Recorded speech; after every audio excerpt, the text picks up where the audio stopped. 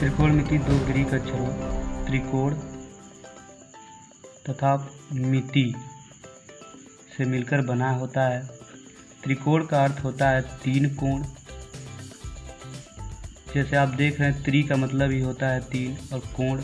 मिति का मतलब होता है मापन। तीन कोणों के मापन को ही त्रिकोणमिति कहते हैं।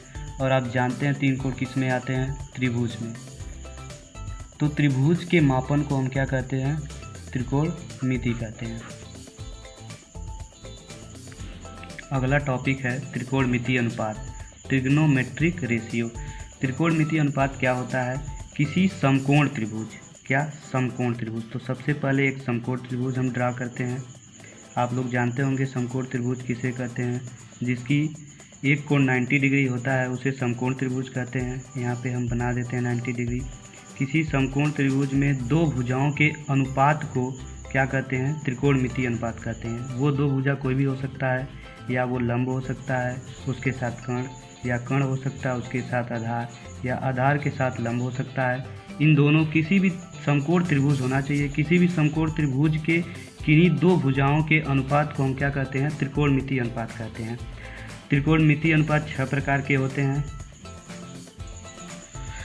कर्ण हमेशा 90 डिग्री के सामने की सबसे बड़ी भुजा होता है, उसे कर्ण कहते हैं।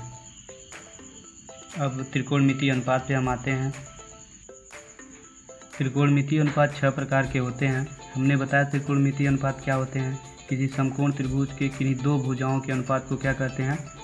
त्रिकोणमिति अनुपात कहते हैं। इसी प्रकार साइन थीटा का त्रिकोणमिति अनुपात क्या होता है? लंब बटे कर्ण।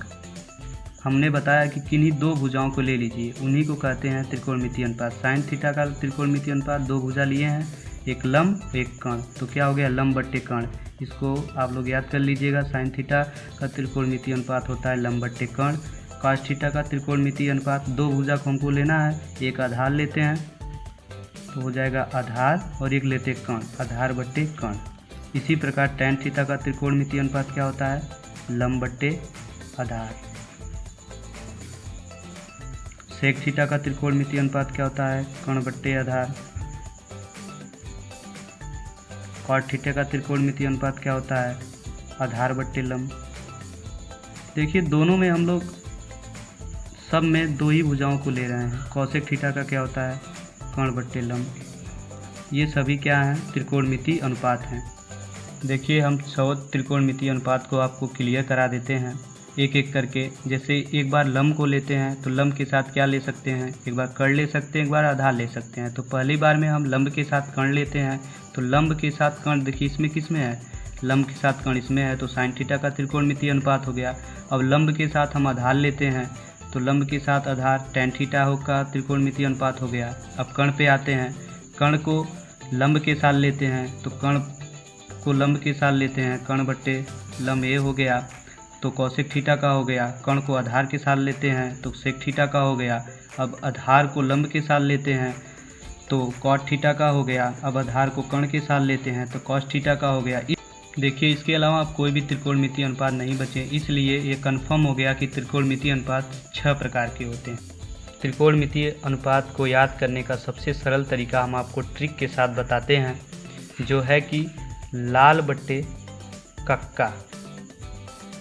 इसमें लाल, यल ए यल, लाल, ल का मतलब, यल का मतलब होता है लंब, और के का मतलब होता है कर्ण। यहाँ लिख देते हैं यल इक्वल टू लंब एंड के इज इक्वल टू कर्ण, और इसमें ए आया है तो ए इक्वल टू होता है आधार।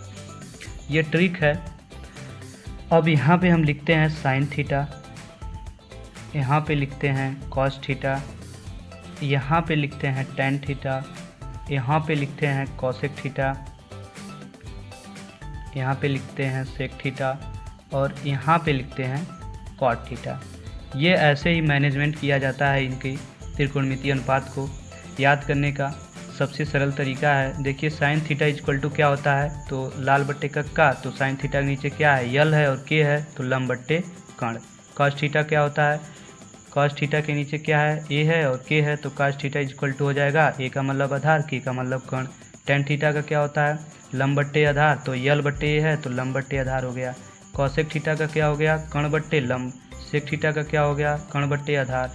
कॉट थीटा का क्या हो गया, आधार बट्टे लंब। एक बार फिर से हम आप लोग को रिवीजन करा देते हैं।